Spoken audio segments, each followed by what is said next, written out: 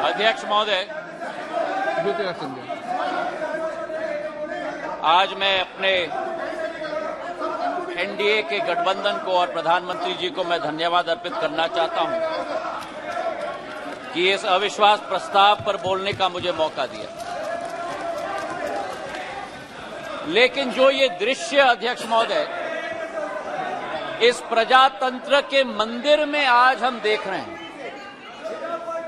जिस प्रजातंत्र के मंदिर में इस देश की संस्कृति, इस देश का सद्भाव,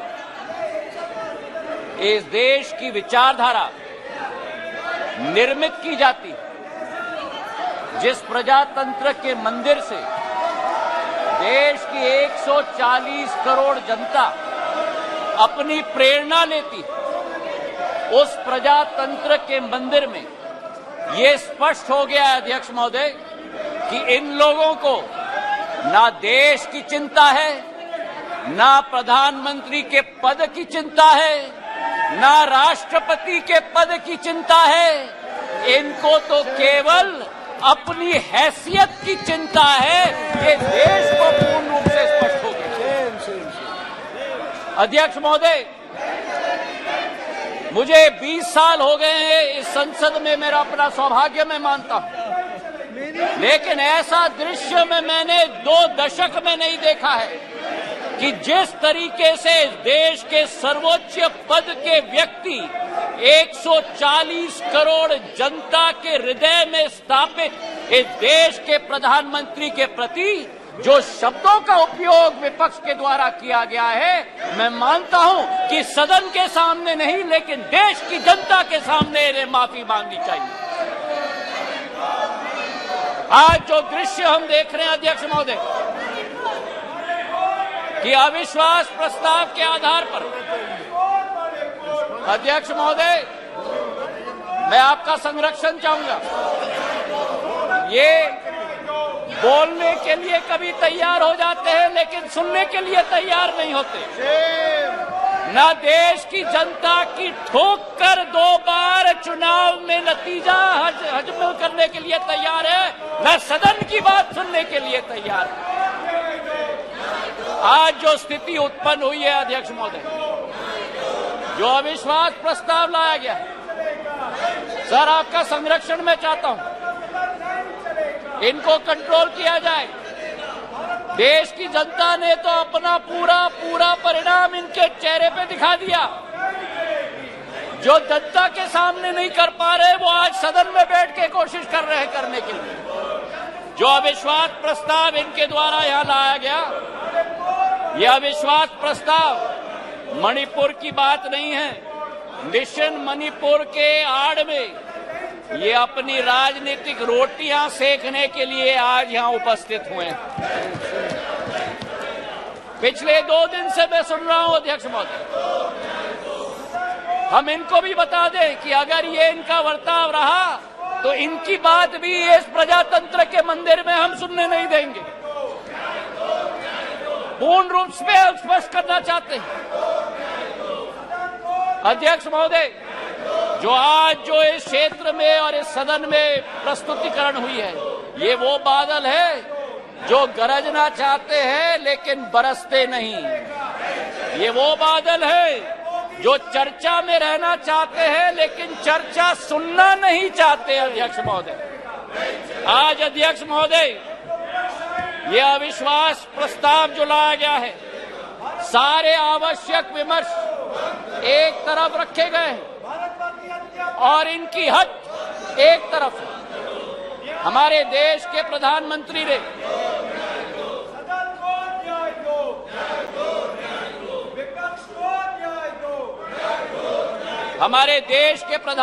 ने सभापति महोदय सदन के बाहर मणिपुर पर संवेदनशीलता के साथ बयान दिया, लेकिन इनका हट है कि बयान सदन के अंदर दें। गृह मंत्री जी ने यहां बैठकर दिन प्रतिदिन स्पष्ट किया कि जिस दिन जिस घंटे पे आप चर्चा करना चाहते हैं हम तैयार है करने के लिए, लेकिन 17 दिन इसी तरह ये सदन को इन्होंने चलने नहीं दिया। 17 दिन मजबूर करके स्थगित किया। और आज अध्यक्ष सभापति महोदय, मैं स्पष्ट करना चाहता हूं कि जो ये लोग मौन व्रत की बात करते हैं, मैं इनसे पूछना चाहता हूं, 1993 में जब मणिपुर की जातीय हिंसा में 750 लोगों की जान गई थी, तब तत्कालीन प्रधानमंत्री नरसिम्हा राव जी ने सदन के अंदर मौन व्रत क्यों धारण किया था? इसका जवाब ये दें।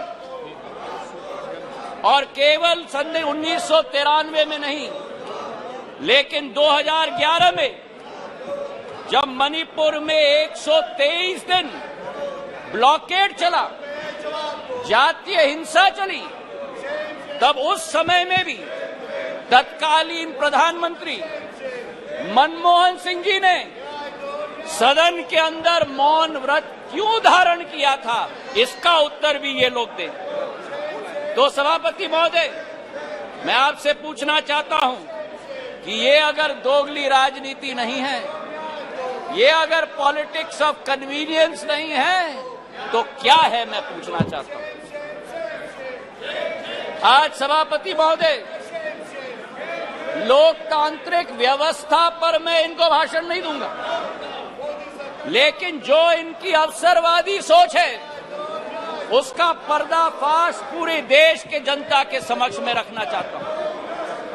ये जो समूह है I.N.D.I.A. इस समूह में एक प्रोफेसर हैं जो मोरालिटी की बात करते हैं, सिद्धांतों की बात करते हैं, मूल्यों की बात करते हैं, लेकिन प्रतिनिधित्व वो एक ऐसे दल के करते हैं जिन्होंने भ्रष्टाचार की नई कीर्तिमान स्थापित की है। इस I.N.D.I.A. समूह में एक ऐसी समूह की नेत्री है जिस समूह की नेत्री सोचती है कि कश्मीर को भारत के साथ जोड़ना सबसे बड़ी भूल है। ये इनका असली चरित्र है। मुझे लगता है आप बहाना ढूंढ रहे हैं बाहर जाने का। ये उचित नहीं है, ये उचित नहीं है। कार्यकर्ता ने आपने अविश्वास प्रस्ताव लाया, उसका उत्तर सुनिए आप। ये बिल्कुल मर्यादाहीन व्यवहार करना, उसके बाद वॉकआउट करना, ये लोकतांत्रिक संसदीय व्यवस्था की दृष्टि से उचित नहीं है। नो, बिल्कुल गलत बात है ये। आपका इस प्रकार से बहाना लेकर के बाहर जाना, ये बिल्कुल संसदीय व्यवस्था का अपमान है। ये बात कृपा करके नोट करिए आप लोग, प्लीज। Honourable minister, please.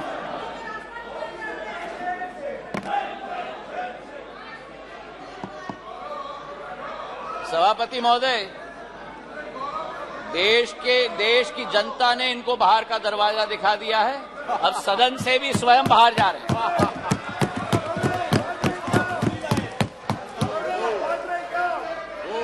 इन्हें तो सभापति महोदय अपने अविश्वास प्रस्ताव पे स्वयं ही विश्वास नहीं है।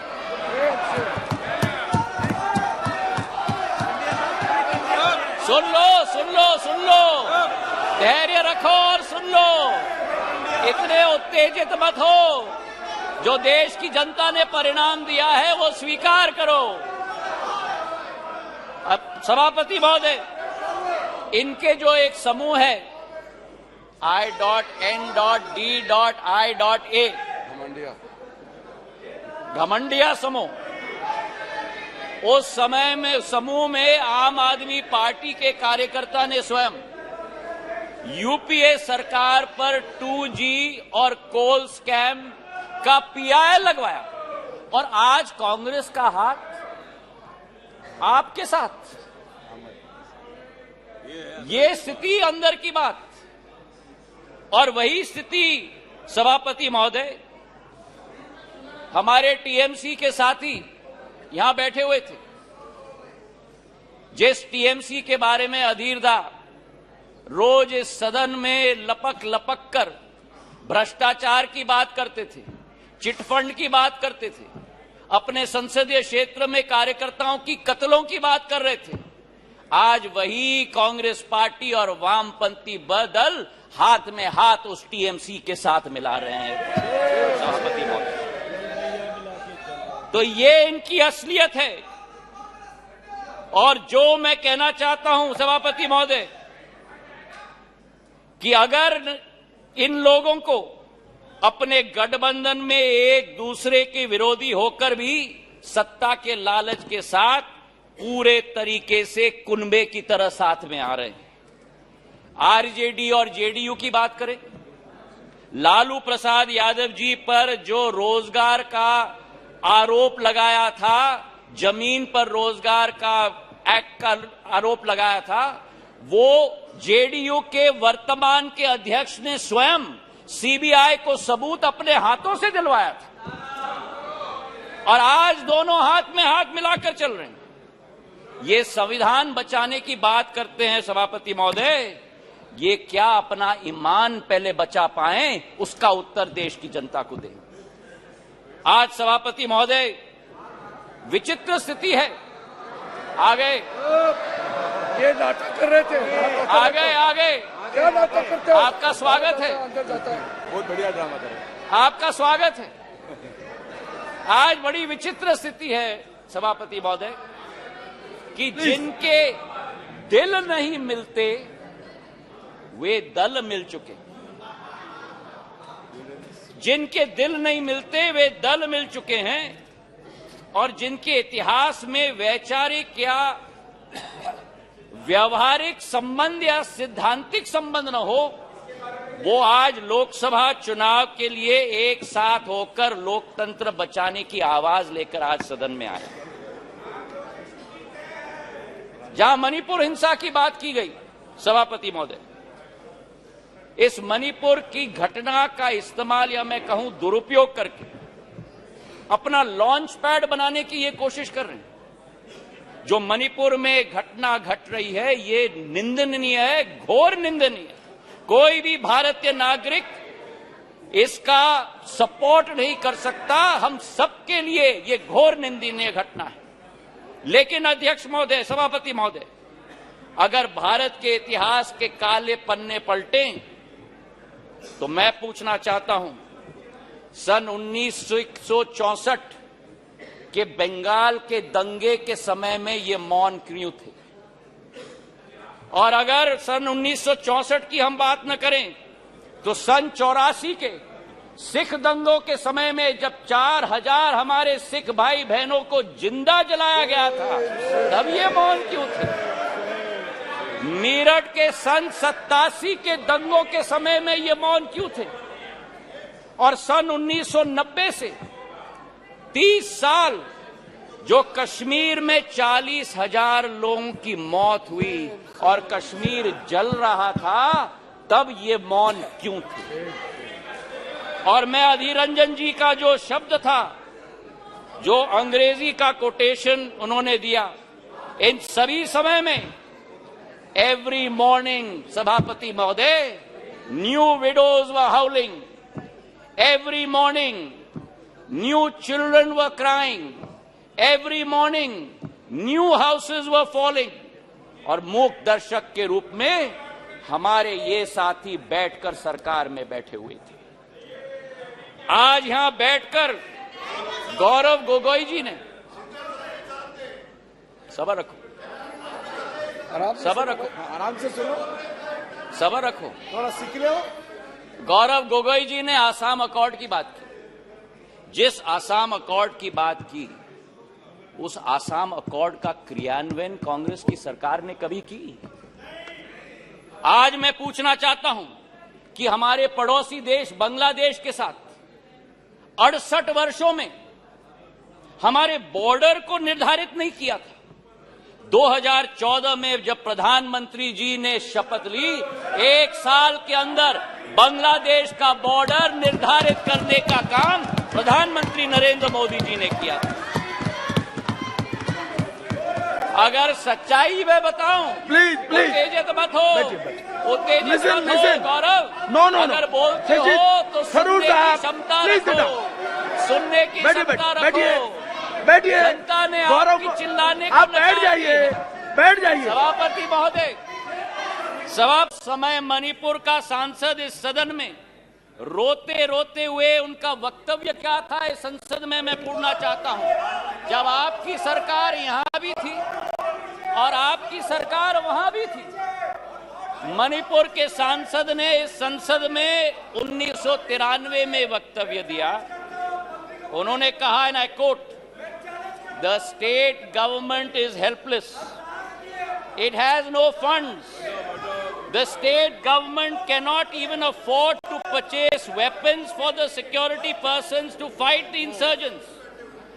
Please, ये सुनिएगा, please think that Manipur is a part of this country. It affects the whole nation. शायद कांग्रेस के नेता को इन शब्दों को सुनना चाहिए था कल यहां भाषण देने के पहले। मुझे आज सभापति महोदय मुजफ्फर वारसी जी की शब्द याद आती और मैं कोट करना चाहता हूं, औरों के ख्यालात की लेते हैं तलाशी, औरों की ख्यालात की लेते हैं तलाशी और अपने गिरबान में झांका नहीं जाता। आज ये स्थिति उत्पन्न हो गई है।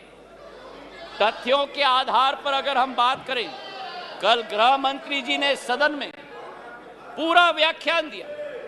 इनके मंत्री संतरी न तंत्री एक बार भी मणिपुर गए। हमारे गृह मंत्री 3 दिन वहां रात दिन बिताए हैं। हमारे राज्य मंत्री ने 23 दिन, नित्यानंद राय जी ने मणिपुर में बैठकर स्थिति का जायजा लिया। आज राहत राशि वहां पहुंची है, अनाज पहुंचा है, वर्चुअल सिस्टम से स्कूल्स चल रही हैं, आर्मी की फोर्स पहुंची है, इवैक्यूएशन में हम मदद कर रहे हैं। जो भी हम लोग कोशिश कर रहे हैं, और आंकड़े की आप बात करते हो तो आंकड़े की पुष्टि करो। ये पिछले 9 साल मणिपुर में सबसे शांतिपूर्ण समय रहा है इंसर्जेंसी के दृष्टिकोण से। आपके 10 साल से 3 गुना कम इंसर्जेंसी हुई है और 6 गुना कम सिविलियन डेथ्स आज मणिपुर में हुआ है। सभापति महोदय, नॉर्थ ईस्ट की जब हम बात करते हैं,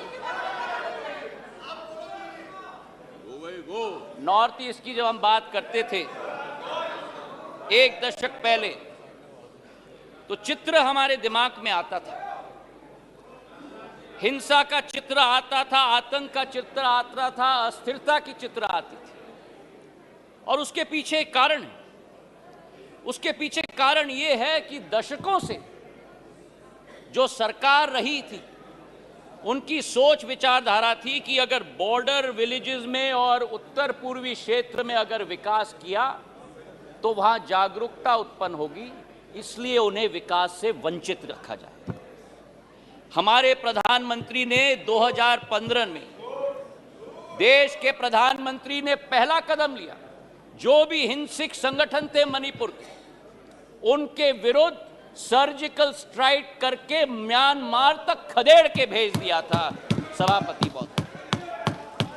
और उसके बाद पहला कदम जो लिया, विकास व्यापक सोच के साथ, एक विचारधारा के साथ, उन्होंने एक विकास का मंत्र दिया सभापति महोदय, विकास का मंत्र दिया हीरा, क्योंकि उत्तर पूर्वीय क्षेत्र भारत का हीरा है।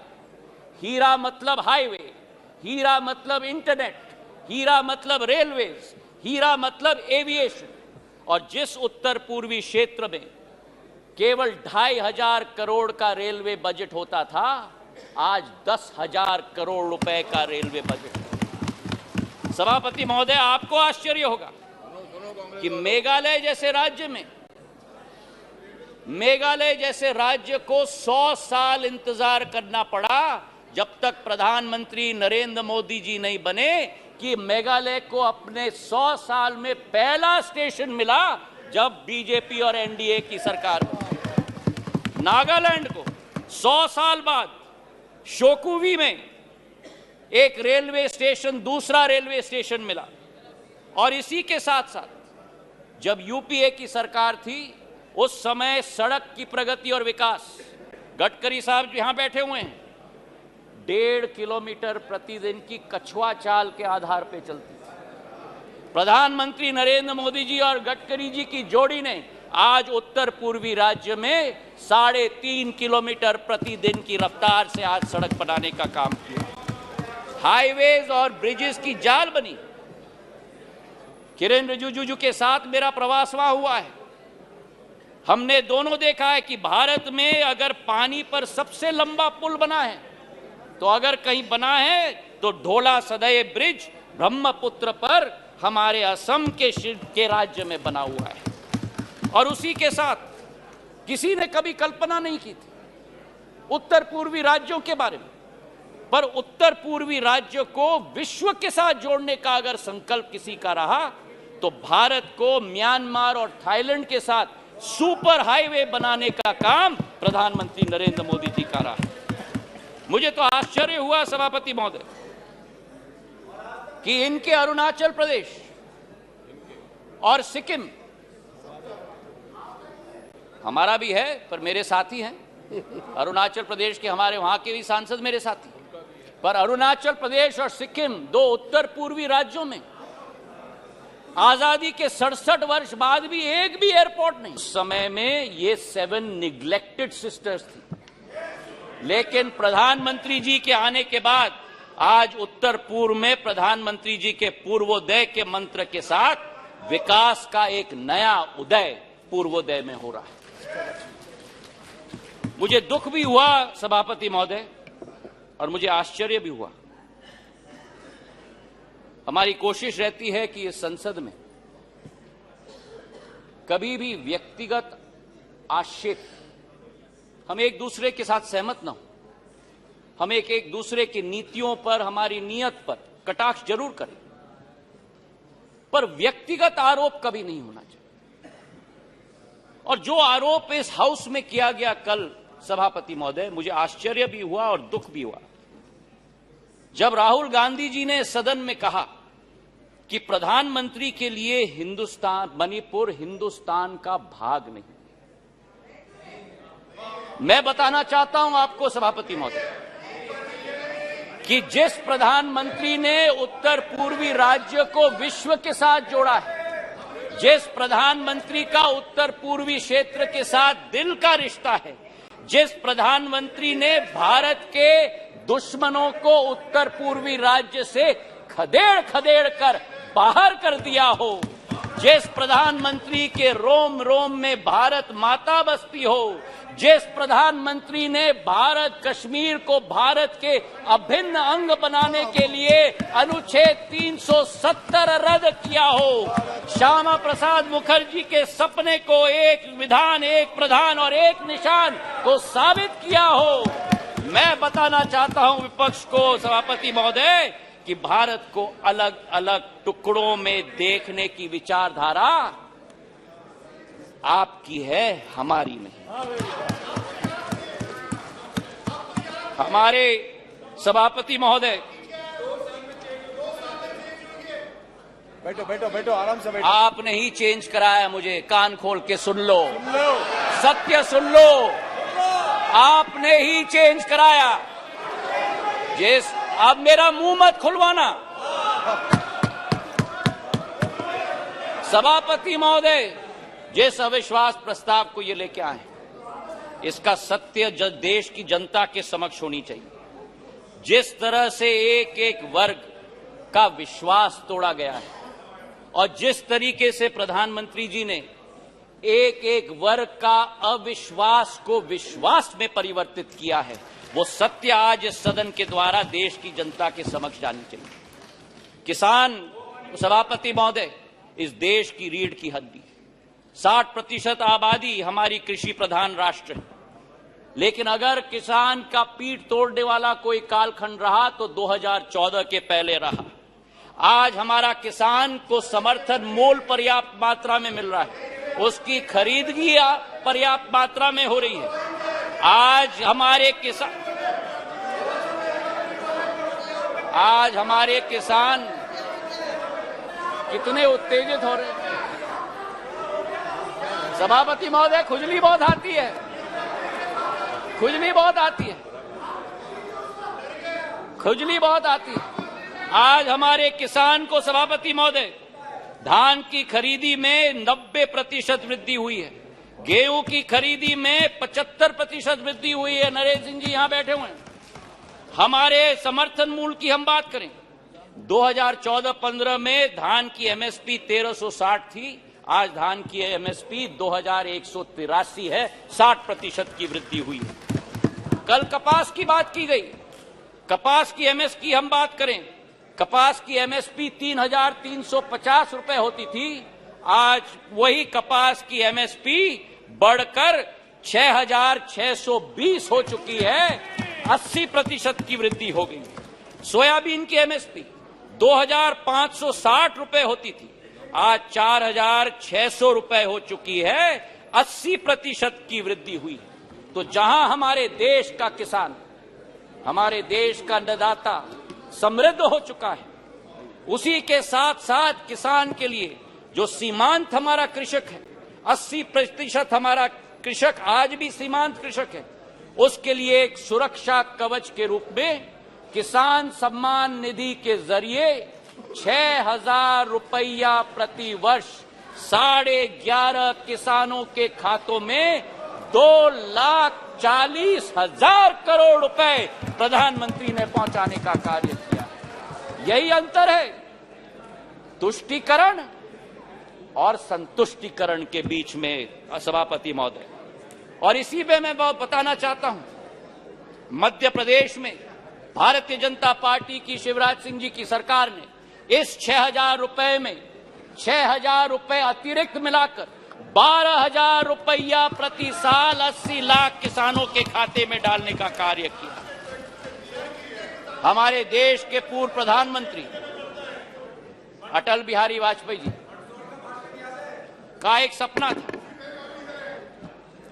उनका एक सपना था कि इंटरलिंकिंग ऑफ रिवर्स होना चाहिए, और आज उनके सपने को अगर साकार किया है तो प्रधानमंत्री नरेंद्र मोदी जी ने Ken Betwa interlinking of reverse के आधार पर किया। 42,000 करोड़ रुपए की योजना उत्तर प्रदेश और मध्य प्रदेश के 13 जिलों को मिलाकर 60 लाख लोग प्रभावित होंगे। ये वो बुंदेलखंड क्षेत्र है जिसने अपने इतिहास में सूखी माटी के अलावा कुछ नसीब नहीं किया था।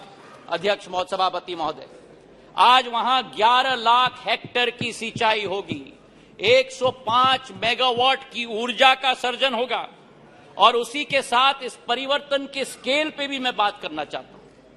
ये परिवर्तन का स्केल आजादी से 2003 तक 56 साल कांग्रेस की सरकार रही, 56 साल 7.5 लाख हेक्टेयर की सिंचाई हुई थी, और 20 वर्ष में 2003 से 2023 तक 20 वर्ष में 45 लाख हेक्टेयर की जमीन की सिंचाई हुई है, 6 गुना। और जहां अब फिर उत्तेजित हो गए, और जहां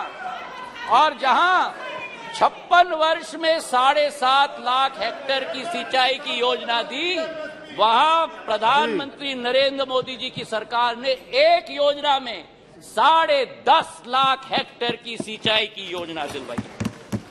ये इसी बात का उदाहरण है सभापति महोदय कि डबल इंजन यानी डबल विजन। तुष्टीकरण से किसान का भला नहीं होता, बल्कि संतुष्टीकरण से ही किसान का भला होता है। गरीबों की अगर हम बात करें हमारे सभापति महोदय, योजनाबद्ध तरीके से गरीबों को बैंक के अकाउंट से अलग रखा गया। हमारे देश के पूर्व प्रधानमंत्री ने कहा कि जब 1 रुपया भेजा जाता है केवल 15 पैसे खाते में पहुंचता है, मतलब 85 पैसे बिचौलियों की दुकान के आधार पर जाता है।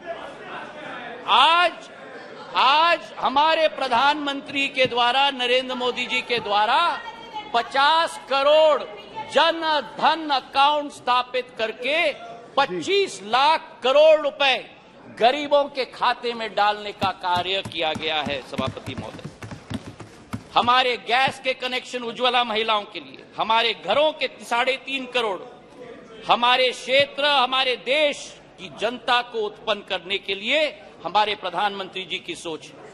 अर्थव्यवस्था की बात हमारी वित्त मंत्री जी ने किया। मैं एक बात उनकी बात में जोड़ना चाहता हूं। स्कैम्स की लंबी लिस्ट कल गृह मंत्री जी ने पढ़ी थी। कोल का स्कैम हुआ, 2G का स्कैम हुआ, अनेक स्कैम हुए। और आज मैं बोलना चाहता हूं कि जिस राह पर इंडिया नहीं लेकिन भारत चल रहा है प्रधानमंत्री जी के नेतृत्व में, जहां कोई निजी हित नहीं होगी, केवल राष्ट्र हित होगी, उसी संकल्प के साथ हम लोग आगे चल रहे हैं।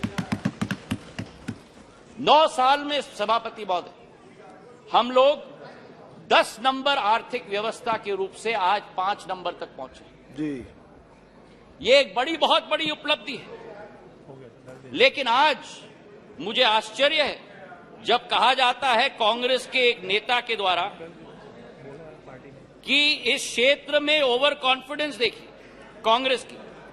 नेता बयान देते हैं कि सरकार चाहे किसी के भी हो, लेकिन भारत को तीसरी सबसे बड़ी अर्थव्यवस्था बनना तो अरिथमेटिक इनएविटेबिलिटी है। तो ये इनएविटेबिलिटी की गारंटी आपने 9 साल पहले क्यों नहीं दी?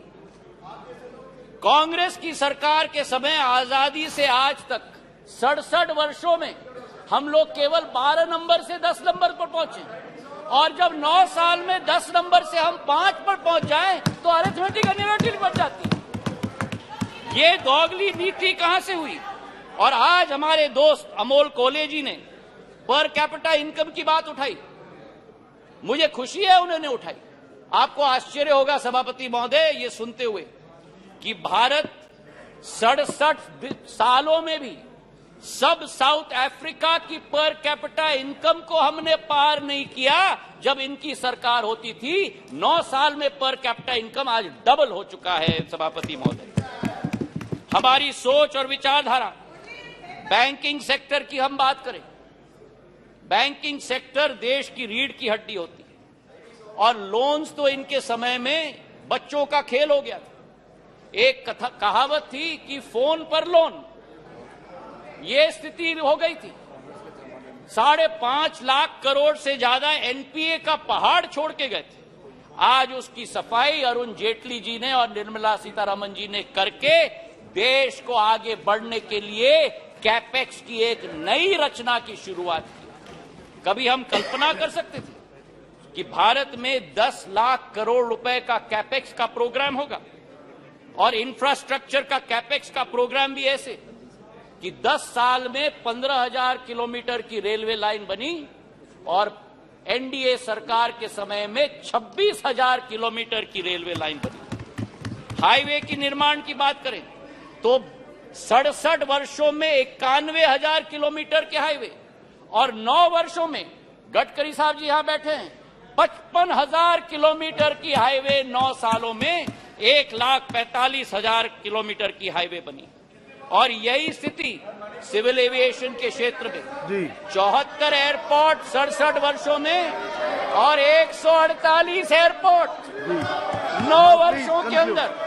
और इसी के साथ जो हमारा पावर डेफिसिट कंट्री था आज पावर सरप्लस हो गया। हम लोग स्टील इंपोर्टर होते थे, आज स्टील एक्सपोर्टर बन गए। 216 गीगावाट से 420 गीगावाट पर पहुंच चुके हैं। कोल के मामले में 565 बिलियन टन से 900 मिलियन टन, और इस वर्ष 1 बिलियन टन का उत्पादन देश करेगा कोल का। सभापति महोदय, मैं ये कहना चाहता हूं कि ये अरिथमेटिक इनएविटेबिलिटी नहीं है। आज भारत जो 2014 में 5 मिनट और 2014 में दूसरे देशों पर निर्भर होता था, प्रधानमंत्री जी ने आत्मनिर्भरता का सिग्नल दिया। जिस देश में हम लोग झोली निकालकर वैक्सीन की भीख मांगते थे, आज उसी भारत में 2 वैक्सीन का आविष्कार होता है और उत्पादन होता है। 220 करोड़ टीके लगते हैं, कोविन का एप्लीकेशन लगता है, एप्पल से एयरबस मैन्युफैक्चरिंग फैसिलिटी लगा रही है, सेमीकंडक्टर से चंद्रयान 3। आज भारत का तिरंगा झंडा भारत में नहीं, विश्व में नहीं, चांद पर लगाने का संकल्प प्रधानमंत्री जी का है। ऑटो के सेक्टर में 7 नंबर से 3 नंबर, टेलीकॉम के सेक्टर में 12 नंबर से 2 नंबर। ये अरिथमेटिक इनएविटेबिलिटी नहीं है, ये सशक्त नेतृत्व और दक्षतापूर्ण सरकार का परिणाम है। मेरे सभापति महोदय, प्रधानमंत्री जी का संकल्प है कि तीसरी पारी में भारत में वर्ल्ड क्लास इंफ्रास्ट्रक्चर गांव गांव तक हम पहुंचाएंगे, ये मोदी जी की गारंटी है। तो आज सभापति महोदय ये स्वच्छ इंडिया अभियान की बात कर रहे हैं, ये कहते हैं कि नफरत के बाजार में मोहब्बत का दुकान लाएंगे। इनका दुकान तो भ्रष्टाचार का दुकान है, झूठ का दुकान है, तुष्टीकरण का दुकान है, अहंकार का दुकान है। केवल का नाम दुकान का बदलते हैं, सामान वही है। राहत इंदारी जी के शब्द मुझे याद आते हैं कि नए किरदार आते जा रहे हैं मगर नाटक पुराना चल रहा है। मैं ये कहना चाहता हूं कि अधीर रंजन चौधरी जी ने स्वयं कहा कि ये मजबूरी का गठबंधन है। मैं उनको कोट करना चाहता हूं। उन्होंने एक इंटरव्यू में कहा था, अधीरदा ने, सबको लगा है कि इस समय जो मोदी शाह का जगरनॉट चलते हैं, सबको लगा है कि इस समय जो मोदी शाह के जगरनॉट चलते हैं, सबको एकजुट होना जरूरी है। ये मजबूरी है, पॉलिटिक्स में तो मजबूरी रहती है। आज ये अविश्वास प्रस्ताव इसलिए लेके आए हैं। मैं ये पूछना चाहता हूं कि कौन सी इंडिया की आवाज ये उठाते हैं जब विदेश जाकर टू इंडियाज की बात करते हैं? ये कौन सी इंडिया की आवाज उठाते हैं जब गलवान में हमारे सेना के शौर्य और उसी के साथ सर्जिकल स्ट्राइक पर उंगली उठाते हैं? ये कौन से इंडिया की आवाज करते हैं जो कोरोना जैसी भीषण समस्या में राजनीति पर उतर जाते हैं?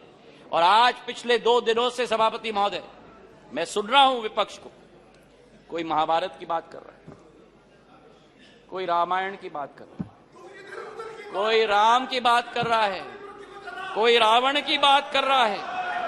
अच्छा है कि आज धर्म की बहुत याद आई इनको। कोई जनेऊधारी है, कोई मंदिर की परिक्रमा कर रहे हैं, कोई यज्ञ आयोजित कर रहे हैं, कोई पार्टी तो अपने संकल्प पत्र में डाल रहे हैं कि राम वन गमन पथ का हम संकल्प करते हैं। मैं इनको स्पष्ट रूप से बताना चाहता हूं, ये मुखौटा नहीं चलेगा। हमारी देश की आज 140 करोड़ जनता की आस्था और पीढ़ियों की सपना हमारे मर्यादा पुरुषोत्तम भगवान राम का भव्य मंदिर अयोध्या में प्रधानमंत्री नरेंद्र मोदी बनाने जा रहे हैं। तो आज इनको मैं कहना चाहता हूं कि तीसरी बार भी, 2 बार आपको रिजेक्ट किया है, तीसरी बार भी प्रचंड बहुमत के साथ एनडीए की सरकार यहां स्थापित होगी। जी धन्यवाद। पर प्रधानमंत्री नरेंद्र मोदी जी के नेतृत्व में भारत आज चल चुका है अमृत काल से शताब्दी काल के सफर पर। विश्व गुरु के रूप में भारत स्थापित होगा, इसमें कोई दो राय नहीं। और आप इस सत्य को अपने झूठ के साथ पराजित नहीं कर सकते। मैं अंत में 4 लाइन करके अपना बात समाप्त करता हूं।